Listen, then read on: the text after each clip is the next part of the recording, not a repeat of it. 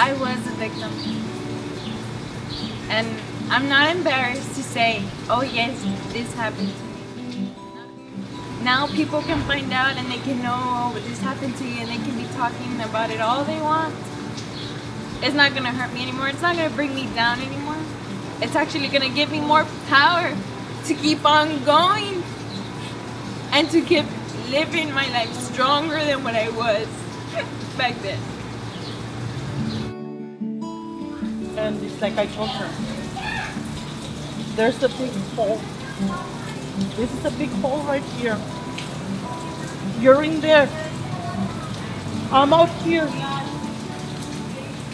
And I'm trying to pull you out of that hole. Either you stick with me or you go on alone. You're gonna go. You're gonna get help. Because I can't help you enough.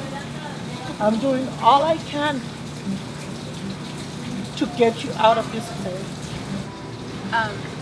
I went in and they made me feel like I was at home again. The first thing you do, you walk in, oh hi, and you say hi to the girls that work there, and do you want water? Do you want chips? Are you hungry? And that's where they gave me counseling. Delise. Oh. To her, I feel like I can express myself and like be me for once. And like they're just very welcoming, and the way they make you feel, like they don't mistreat you. It's just they want to, like, de corazón te tratan bien, not because they have to, pero you can feel it de donde vienen de corazón a tratarte bien. The number one priority is to make the victim and the families feel understood and to feel safe and comfortable, and to really allow them to understand that they're in a trusting environment and that we're here for support, not to judge, not to label them, or we're here to really understand how they've been impacted through the abuse and the trauma. And so we do provide a lot of psychoeducation to let them understand that a lot of what their emotions and thoughts are very normal considering the circumstances. A lot of times when they've gone through a trauma experience, they are having a difficult time regulating those emotions and thoughts because it's so overwhelming for them. And so the initial process is to really, number one, make them feel comfortable and let them know that we're here to support them. And number two, to provide psychoeducation for them so they can gain some understanding and awareness of what they're going through and to better help them cope. And then three, to continue to provide assessment on how they're coping, what their symptoms are, and how they're progressing through treatment. And then the therapy process begins. And so when we offer the individual and then also family therapy. So. Yo creo que, o sea, que tiene que establecer uno y ver el caso individualmente con cada persona. Y entonces eso es lo que te llena de saber que hiciste algo, de no solamente una diferencia, pero también saber que es como el medio para que la víctima transmita lo que le ocurre, es como ser la voz. Entonces, ¿en qué momento me siento así? Es con cada persona, cada caso es diferente, cada caso es importante. I'm from here, I care. I've always wanted to come back here and give back to the community. This is one of the most humbling experiences of my life, having to have this kind of responsibility on my back to make sure that I not only keep the community safe, but I also support victims in this community. I am a mom, so children, those cases are probably the hardest to deal with. But I go home and I'm able to hug my child at night, because this time it could have been my neighbor. Next time it could have been my own child. So A veces me preocupo porque hay momentos que me pongo a pensar, si no tuviera la ayuda que tengo yo ahorita, realmente no sé qué habría hecho, porque si no hubiera consejeros o nada, todo era, yo me hacía por un lado, me ponía a llorar y dijo, no, yo tengo que hacer el esfuerzo por salir adelante, porque tengo que sacar a mis hijas y luchar por ellas, no quedarme estancada, tengo que salir adelante por ellas. It gives a voice to people that might have been overlooked before. The law focused before on justice being the state getting its time for the crime that was done. But now the law is shifting and allowing for the immediate victim, as opposed to the state, having their day in court, and the crimes victim unit facilitates that day in court. Fue injustamente. Sufrí mucho, perdí todo, mi bolsillo, mi tarjeta de débito, mi troca, mi Biblia, todo perdí en eso. Y no había necesidad que hicieran ese daño. No había.